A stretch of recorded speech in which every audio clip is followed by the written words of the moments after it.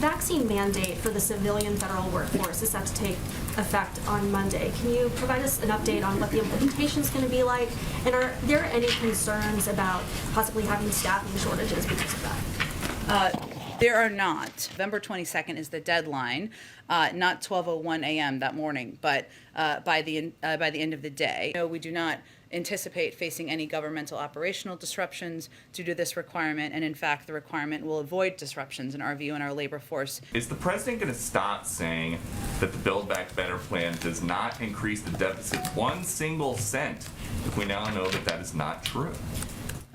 It is true, and I would note the several economists and experts out there. I think you're probably talking about the CBO score, which Joe Biden himself in 2010 called the gold standard for Democrats and Republicans. Well, Peter, since we're all here to communicate with the public about accurate information, what I would just note is that one of the components that experts, Democrats and Republicans, including former heads of the CBO, have pointed to is that IRS enforcement is not something that there's a lot of experience in the CBO scoring.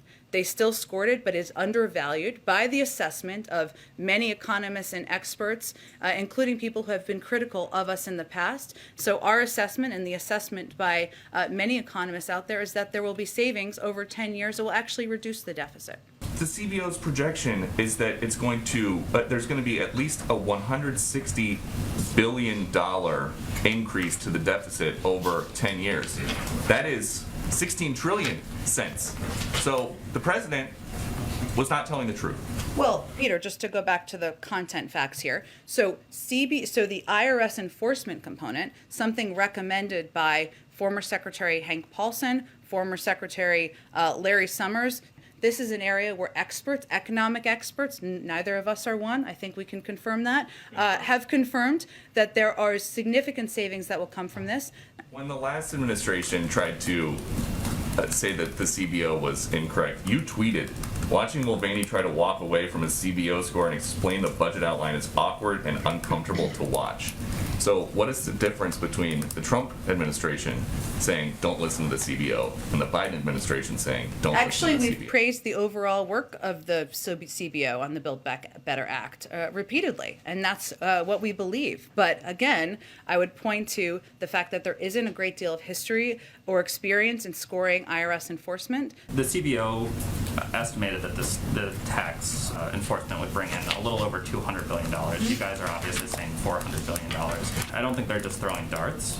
I also take the point that you guys think that they're not experienced at figuring out how much this enforcement will bring in, but twice as much is a big discrepancy. And so I'm wondering why you disagreed so dramatically with the CBO on that. Well, I wouldn't characterize it exactly in those terms. I would again point to, and just another person I haven't introduced here, but Doug Elmendorf, who you all are familiar with, who directed the CBO from 2009 to 2015, said estimating the returns on additional IRS enforcement was challenging because large funding infusions to the agency had little precedent, and it was difficult to quantify the indirect effects of more auditors. I'm not an economist either, but I can divide by 10 years. Would you be willing to go so far as to say that even if you take the lower CBO expectation of what the IRS would bring in the Build Back Better Act, that the deficits on an annual basis would be so low that it would be palatable to the American people and palatable to Senator Manchin in particular?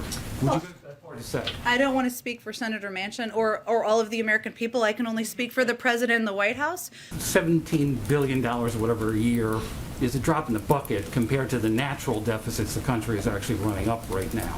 Do you think that's palatable then to Senator Manchin, to the American people? I can't speak for Senator Manchin or the American people. What I can speak for is what we believe our assessment is based on outside economists and experts of what the actual savings will be over the course of time, and it will reduce the deficit over the course of 10 years, and that's what we're communicating to the American people and to Senator Manchin. Go ahead. Does the White House have any reaction to Senator Rubio this morning calling the president's pick to lead the office of the comptroller of the currency a communist, or any of the criticism that she faced at her hearing yesterday?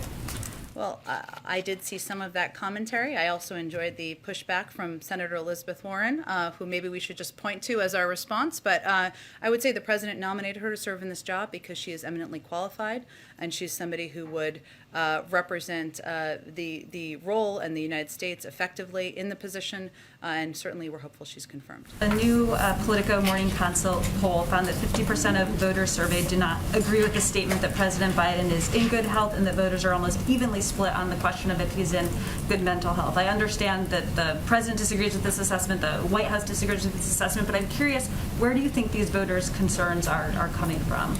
I can't speak to the assessments of voters. There are certainly quite a bit of conspiracy theory pushing out there on a range of social media platforms. Does the White House have any response to Representative McCarthy's 8-hour speech last night that delayed the vote?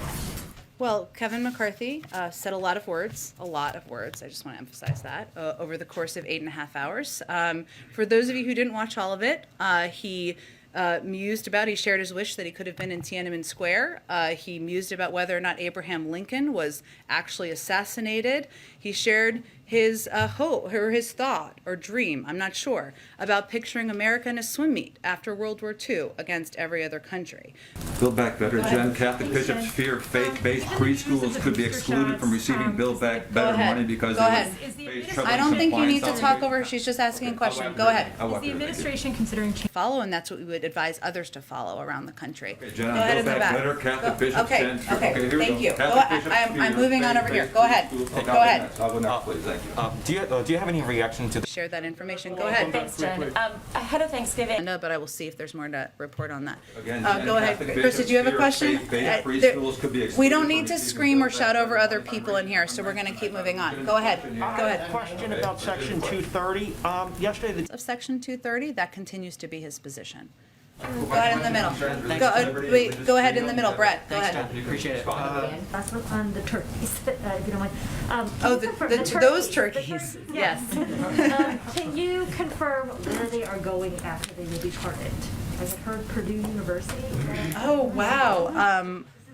There's a lot. This is an important question. We will get you that after the briefing. I can confirm that part of it is staying in a hotel, which my daughter did not believe me, but that is accurate. They say in advance, the turkeys do, in a hotel, but we will get you the details. I think there have been details put out by I'm not sure if it's the Turkey Bureau, but we will get you all of the details after the briefing. Nominees to serve in senior State Department positions, and as U.S. ambassadors have been told by handlers that the backlog for confirmations is, quote, unprecedented, and to expect to wait months longer even than they already had expected with a really delayed process. Is President Biden considering the possibility of recess appointments, at least for postings of high operational and strategic importance? I don't have anything to preview on that front, but I will note it is unprecedented. The fact is that many of these ambassadors will move forward with bipartisan support once there's a vote. And what's happening now is there is an insistence on a lengthy debate process instead of moving forward through unanimous consent, which would mean just basically allowing for a vote without going through a lengthy floor process that would use a lot of time on a floor. That can happen. It is frustrating, it is unprecedented, and it does certainly hurt our national security. The president has not named anyone to the key ambassadorships in Ukraine and in Hungary right now. Are any of those pending? Because this is not anything tied up in Congress, it's from the administration. Fair, and obviously, as is true of other personnel appointments, the president certainly wants to ensure we have the right person to nominate for each of those vital and important positions, but there are dozens of qualified nominees who are waiting to be confirmed, and we're certainly eager to see that move forward.